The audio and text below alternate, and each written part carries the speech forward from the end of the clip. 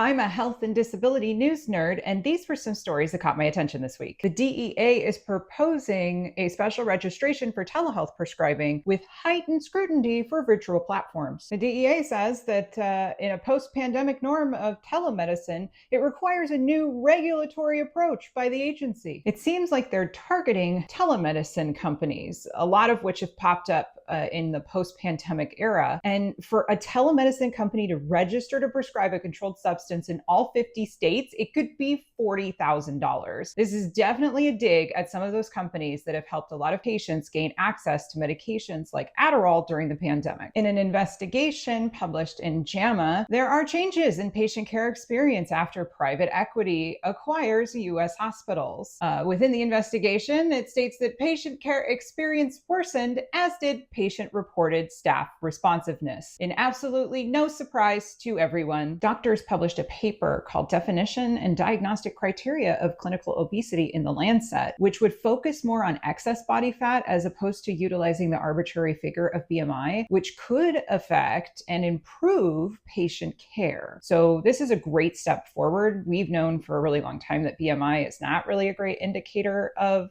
health in relation to obesity. So hopefully their guidelines that they outline in this paper will actually be taken up. Finally, several companies have sued the government, stating that they don't believe that the U.S. Preventative Services Task Force has constitutional authority to issue binding recommendations and order particular preventative services to be covered underneath the ACA. This could have far-reaching effects, so it's definitely a case to keep your eye on. So what news story did you hear about that I missed? Please comment below. And you can always find my sources at the link in my bio or victoriakillian.com. I will see you next week.